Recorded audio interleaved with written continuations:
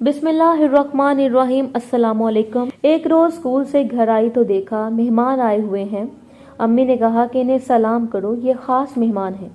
मेरी उम्र 15 साल थी, फिर भी खास मेहमानों का मतलब समझ गई। सोचा जाने माँ को मेरे ब्याह ने की इतनी जल्दी क्यों पड़ी है। पता चला लोग खुशहाल हैं और मैं खूबसूरत। गोया दोनों तरफ से हालात मौजूद थे, लिहाजा रिश्ता हो गया और मैट्रिक का इम्तिहान देते ही मेरी शादी सरवर से हो गई। हमको खबर न थी कि वो ज़हनी लिहाज से ठीक नहीं है। देखने में तो वो बिल्कुल ठीक लगता था। बातचीत करने से भी पता नहीं चलता था कि इसके दिमाग में कुछ खराबी है, कि कोई कुल ढीली होगी। मैं दुल्हन बन के इनके घर गई तो पहली रात इन्होंने इस तरह मेरा स्वागत किया कि खुद तो खाना खा लिया और मेरा किसी ने ख्याल न किया।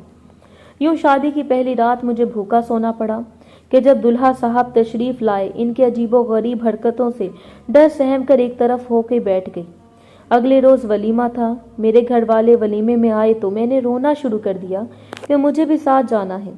मेरी तरफ देखकर माँ का दिल पसीजा। यूं इन्होंने हमारी सास से मिन्नत की और मैं अपने घर वालों के साथ वलीमे के फौरन बाद मेके वापस आ गई।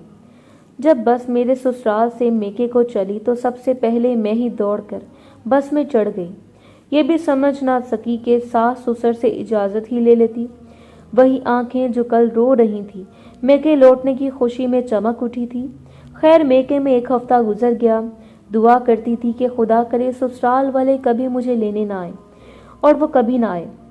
मुझे तो किसी बात की फिक्र ना थी, लेकिन अम्मी बहुत परेशान थी कि अब क्या होगा। इधर मैं अपनी सहेलियों और कज़न से मिल बैठकर इतनी खुश थी कि जैसे वापस जाना ही नहीं है। मेरा ससुराल लाहौर में था और मैं ब्याह कर ओकाड़ा से गई थी। 10 रोज गुजरे थे कि लाहौर से खालाजाद बहन आ गई। बोली, कुछ होश भी है शहरबानो, तुम्हारा दुल्हा कितना उदास है वहाँ और तुम उससे नाराज है। इसी ने मुझको समझा बुझा कर राजी किया कि मैं सरवर को फ़ोन करूं।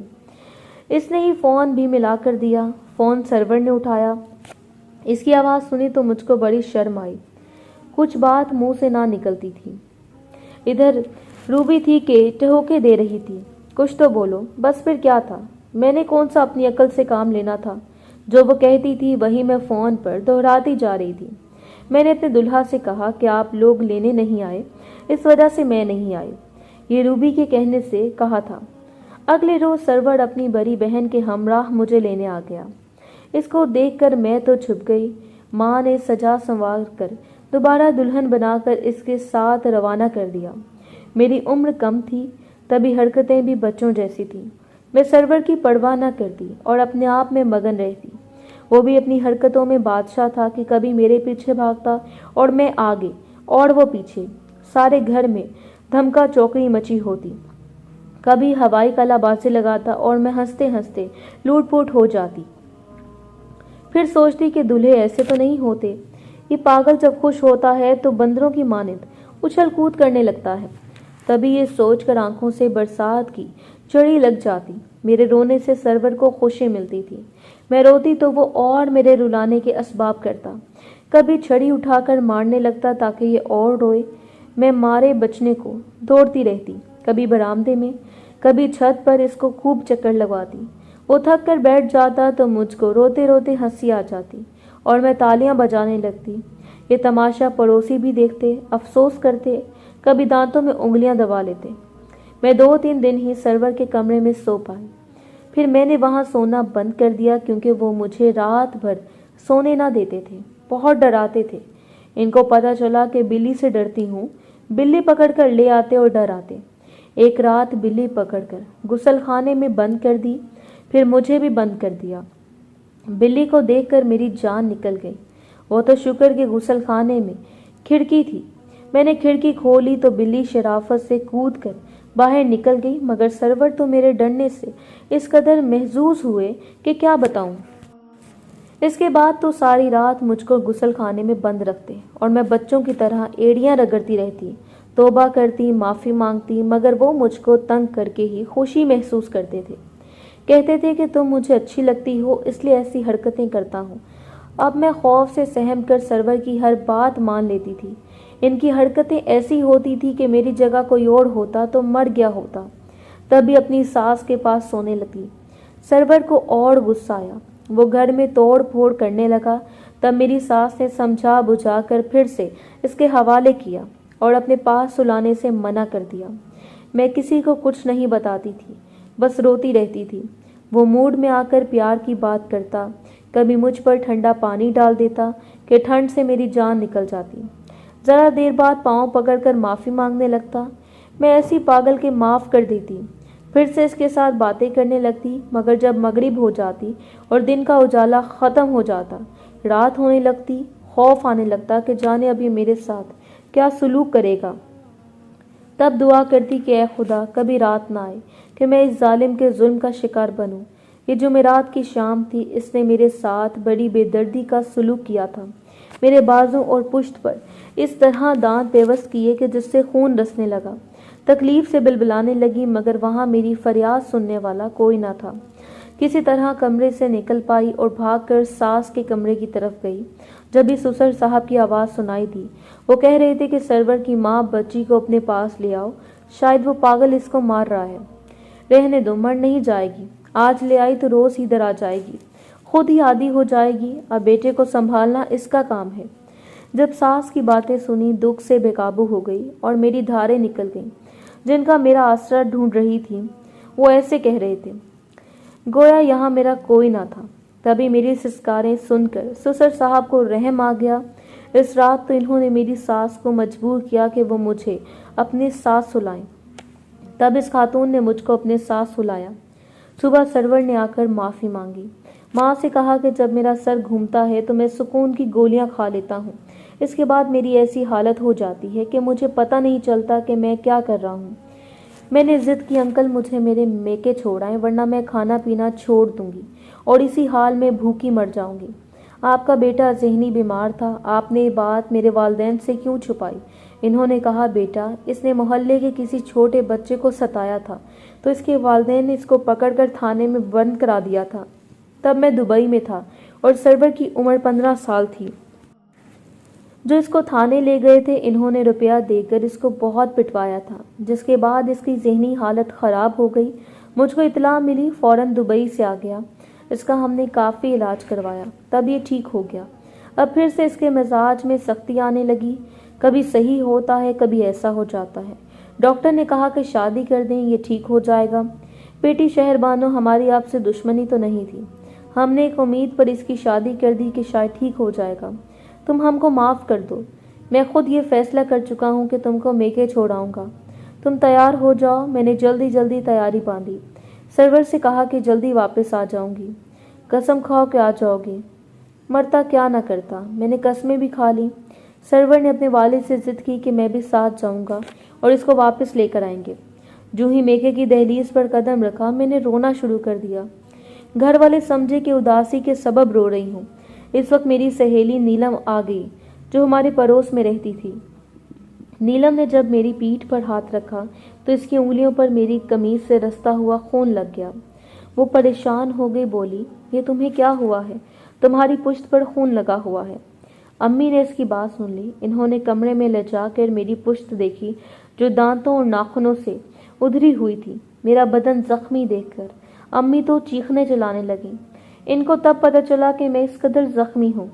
सच बता क्या मामला है? मैंने कहा अम्मी, सरवर ज़हनी मरीज है, कभी प्यार जतलाता है तो मेरा मुंह कभी मिठाइयों से भर देता है और कभी सचमुच का ड्रैकुला बन जाता है। माँ, मुझको वहाँ रहने से डर लगता है। बताओ कि कब तक मैं ये सब बर्दाश्त करूँगी? मुझको खौफ रहने लगा है कि किसी दिन जान से न मार दे, इससे पहले कि मैं इस पागल के हाथों कत्ल हो जाऊँ। खुदा के लिए मुझे बचा लो। मैं तो दर्द से भरी आई थी, फरियाद करते बस कर रही थी। मेरी हालत देखकर माँ के आंसू बह निकले। इन्होंने मेरे ससुर से कहा, मैंने अपनी कमसन बच्ची को इसलिए तो आप लोगों के हवाले न किया था कि आपका बेटा इसका ये हशर कर दे। अब मैं इसको कभी नहीं भेजूंगी और आप अकेले वापस घर जाएंगे। ससुर तो चुप रहे, क्योंकि वो जानते थे कि मैं ठीक कह रही हूँ। सरवर अलबत्ता परेशान लग रहा था। बाप ने कहा, अब चलो सरवर, बाद में हम तुम्हारी दुल्हन को ले आएंगे। अजीब बात यह है कि जब वो जाने लगा तो कहने लगा, अच्छा शहरबानो बहन, खुदा हाफिज। ये सुन कर मेरी अम्मी ने सर पकड़ लिया। इनके जाने के बाद हमने सुख का सांस लिया और फैसला कर लिया कि बस اب ان سے ہم رشتہ ختم کر لیں گے۔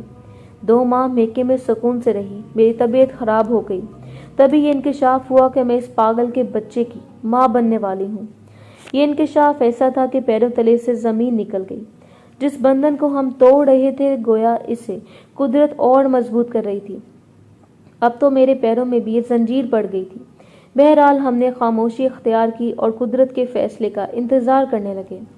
وقت مقررہ پر میری بچی پیدا ہو گئی۔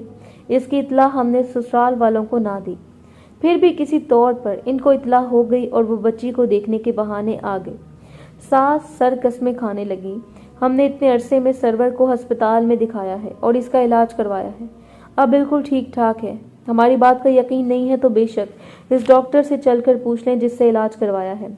اب اگر آپ کی بیٹی کو ہمارے گھر میں کسی قسم کی شکایت ہو تو ہم ذمہ دار ہیں۔ ایک بار ہماری بہو اور بچی کو ہمیں دے دو، ہم ان کو لینے آئے ہیں۔ میرا تو جینا چاہتا تھا کہ ان کی صورت دیکھوں۔ ممانی بیچ میں پڑ گئی۔ انہوں نے یہ رشتہ کروایا تھا۔ والد کی تو میرے بچپن میں وفات ہو گئی تھی۔ ہمارے سرپرست ماموں ہی تھے۔ انہوں نے ذمہ داری اٹھائی تھی کہ اگر شہربانوں کو کچھ نقصان پہنچا تو میرا گربان پکڑنا۔ غرض اسی طرح امی کو مجبور کیا کہ وہ لاچار مان گئیں۔ یوں بادلے ناخواستہ مجھ کو ساس سسر کے ہمراہ ایک بار پھر اس گھر لوٹ کر آنا پڑا جہاں دکھ درد اذیت میری منتظر تھی۔ چند دن بھی سکون سے نہ گزرے کہ سرور پہلے جیسا ہو گیا۔ شاید وہ پیدائشی اذیت پسند تھا۔ ہر بار وہی وحشت، وہی اذیت پسندی اپنی ذات تک تو حوصلہ پیدا کر بھی لیتی۔ اب تو میری معصوم بچی کی زندگی کا سوال تھا۔ ایک روز میرے شوہر نے مجھ سے کہا، اس کو مجھے دو، میں اپنی بچی کی تصویر اتارتا ہوں۔ ننھی منھی پھول سی بچی اور سخت سردی میں اس کے سارے کپڑے اتار دیے۔ میں چلانے لگی، یہ کیا کر رہے ہیں، اس کو سردی لگ جائے گی۔ کہنے لگا، اس طرح بچوں کی تصویر اچھی آتی ہے۔ اف خدا، میرے دل کا سکون ختم ہو گیا۔ سسر صاحب کو بھی خوب اندازہ تھا، تبھی وہ اب آدھی آدھی رات تک ہمارے کمرے کے باہر ٹہلتے رہتے تھے جب تک سرور گہری نیند سو نہیں جاتا تھا، مگر میں تو پکی نیند سو ہی نہیں سکتی تھی کہ جانے کب اٹھ کر یہ جنونی میری بچی کو گلا دبا دے۔ ایک روز میں غسل خانے میں نہا رہی تھی اور بچی پالنے میں سو رہی تھی۔ سسر صاحب کی توجہ تو میری بچی کی جانب رہتی تھی، تب انہوں نے جانے کیا دیکھا کہ کمرے میں جا کر بچی کو پالنے سے اٹھا کر باہر لے آئے۔ جب میں نہا کر نکلی تو میں نے دیکھا کہ وہ پوتی کو سینے سے لگائے ٹہل رہے ہیں۔ انہوں نے بچی کو میری باہوں میں دے کر کہا، بیٹی، آج میں نے جان لیا ہے کہ تیرا اور تیری بچی کا یہاں رہنا ٹھیک نہیں ہے۔ بہتر ہے کہ تم اپنی بیٹی کو لے کر میکے چلی جاؤ۔ سرور کے ساتھ زندگی نہیں گزر سکتی۔ ہم نے سمجھا تھا کہ یہ شادی کے بعد ٹھیک ہو جائے گا، لیکن یہ قدرت کو منظور نہیں ہے۔ اس سے پہلے کہ کوئی نقصان ہو تم تیار ہو جاؤ، میں تم کو تمہارے ماں باپ کے گھر چھوڑ کر آتا ہوں، تم ہم کو معاف کر دینا۔ یہ کہہ کر وہ رونے لگے۔ میں بچی کو لے کر میکے آ گئی اور پھر سسرال نہ گئی۔ میری والدہ نے طلاق کا تقاضا کیا، سسر صاحب نے طلاق بھجوا دی۔ اب میں آزاد تھی۔ سب نے امی سے کہا کہ تمہارا شوہر فوت ہو چکا ہے، کب تک جوان بچی کو بٹھاؤ گی، اس کی دوسری شادی کر دو۔ لیکن میں تو اب شادی کے نام سے ہی کانپ جاتی تھی۔ والدہ نے میری بیٹی کو سنبھالا اور میں نے کالج میں داخلہ لے لیا۔ ماموں نے تعلیمی اخراجات اٹھائے اور کسی وقت کی پرواہ کیے بغیر میں نے گریجویشن مکمل کی۔ والدہ نے مشورہ دیا کہ ٹیچنگ کی لائن اچھی ہے، تم اس کو اپنا لو۔ مزید 2 سال پڑھنا پڑا۔ ان دنوں بی ایڈ ہوتا تھا، تب اسکول میں سرکاری نوکری ملتی تھی۔ بس بی ایڈ بھی کیا، تب تک میری بیٹی منزا 7 برس کی ہو چکی تھی۔ ملازمت کے لیے سال بھر درخواستیں گزارتی رہی۔ بالآخر قسمت نے یاوری کی اور میں ایک سرکاری اسکول میں ٹیچر لگ گئی۔ یہ ٹیچنگ کا پیشہ میرے لیے عزت اور ترقی کا زینہ ثابت ہوا۔ ایم اے ایم ایڈ کیا، کالج میں لیکچرار ہو گئی۔ ایک دن آیا کہ میں کالج میں پرنسپل کے عہدے پر پہنچی۔ یہ میری زندگی کی بڑی کامیابی تھی۔ میری بیٹی بھی میرے کالج میں پڑھتی، پھر اسے اسکالرشپ ملی۔ لیکن مجھے اس کو بیاہنے کی فکر ہوئی۔ وہ خوبصورت اور تعلیم یافتہ تھی۔ اچھے رشتے آ رہے تھے، مگر دل ڈرتا تھا کہ اپنی قسمت سے ڈری ہوئی تھی، تبھی بیٹی کا رشتہ کرنے سے خوفزدہ تھی۔ آخرکار امی نے ہمت کی اور اپنے محلے کے گھرانے میں رشتہ طے کر دیا کہ یہ لوگ برسوں کے دیکھے بھالے اور جانے پہچانے لوگ تھے۔ لڑکا ہمارے سامنے بڑا ہوا اور پڑھ لکھ کر انجینئر بن گیا۔ منزا کا رشتہ میں نے ارسلان سے کر دیا۔ اور وہ ब्याह कर बैरून मुल्क चली गई। बाकायदा फ़ोन करती और मुझको तसल्ली देती कि फ़िक्र न करें, मैं बहुत खुश हूँ। मैं अब रिटायर्ड हो चुकी थी, पेंशन से अच्छा गुजारा हो जाता है। बड़ी बहन का बेटा मेरे पास रहता है, इसके बच्चों से तन्हाई का एहसास मिट जाता है। इन दिनों नूर, मुकद्दम और फ़ायज़ा इनाम के वाक़यात नज़रों से गुजरे तो बदन में सनसनी दौड़ गई। मुझे अपनी आप बीती याद आ गई। खुदा हर बेटी को ऐसे सानेहात से बचाए कि बेटियां तो दिल का सुकून होती हैं, इनको फांस भी लग जाए माँ बाप तड़प जाते हैं। अगर औलाद ज़हनी तौर पर नॉर्मल ना हो तो वालिदैन को चाहिए कि सब कुछ जानते बूझते हुए किसी लड़के या लड़की की ज़िंदगी तबाह ना करें। इनकी जिम्मेदारी है कि इसको खुद संभालें, किसी बेगुनाह और मासूम लड़की की ज़िंदगी से ना खेलें।